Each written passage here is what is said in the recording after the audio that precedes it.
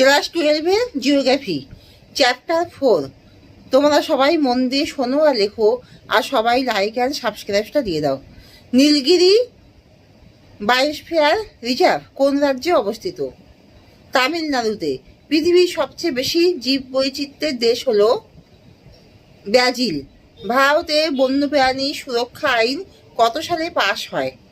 ভারতে বন্যপ্রাণী সুরক্ষা আইন পাশ হয় 1972 সালে। বর্তমানে পৃথিবীতে বনভূমি শতকরা অনুপাত কত? 30%। জীব বৈচিত্র্যের উষ্ণ কেন্দ্রের একটি উদাহরণ হলো লোকটাক হ্রদ। ভরতপুর পাখি সংরক্ষণাগারটি কোথায় অবস্থিত? রাজস্থানে। জীব বৈচিত্র্য শব্দটি সর্বাধিক গুরুত্ব পায় রিও ডি জেনেইরো। ভারতের বৃহত্তম ম্যানগ্রোভ অরণ্য রয়েছে পশ্চিমবঙ্গে। জীব বৈচিত্র্যের জনক হলেন উইলসন।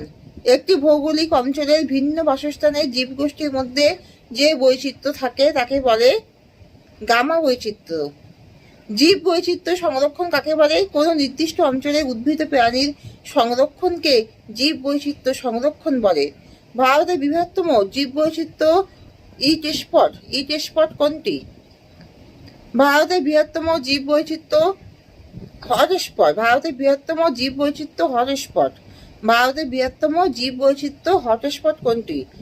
সেটি হলো হিমালয় পার্বত্যাঞ্চল। বন্যপ্রাণী সংরক্ষণের দুটি পদ্ধতি উল্লেখ করো। দুটি পদ্ধতি হলো জিন বৈচিত্র্য সংরক্ষণ, প্রাণী উদ্যান গঠন। বায়োস্ফিয়ার রিজার্ভ কাকে বলে? ইউএনএসসিও এর ম্যান অ্যান্ড বায়োস্ফিয়ার রিজার্ভ কর্মসূচির অন্তর্গত যে স্থলজ জলজ অঞ্চলে গোটা বাস্তুতন্ত্র ও তার সম্পূর্ণ জীব বৈচিত্র্য সংরক্ষিত হয় তাকে বায়োস্ফিয়ার রিজার্ভ বলে। জীব বৈচিত্র্য বিনাশের দুটি কারণ লেখো। বৃক্ষছেদন, চোরা শিকার, অত্যাধিক পশুচারণ, কৃষি ও বাসভূমির সম্প্রসারণ, অতিরিক্ত অর্থনৈতিক ব্যবহার ইত্যাদি।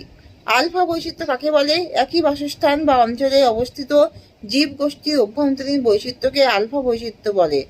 গ্রিন ডেটা বুক কি? গ্রিন ডেটা বুক হলো একটি তালিকা যেখানে অবলুপ্তির বিপদ থেকে মুক্ত জীব প্রজাতির উল্লেখ থাকে।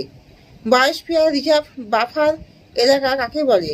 বায়োস্ফিয়ার রিজার্ভে যেখানে শিক্ষা ও গবেষণামূলক কাজকর্ম চলে কিন্তু মানুষের অর্থনৈতিক কাজকর্ম নিষিদ্ধ তাকে বাফার এলাকা বলে। ভারতের বন্য গাধা সংরক্ষণাগার কোন রাজ্যে অবস্থিত? গুজরাট রাজ্যের কচ্ছের ছোট রান অঞ্চলে অবস্থিত। জীব বৈচিত্র্য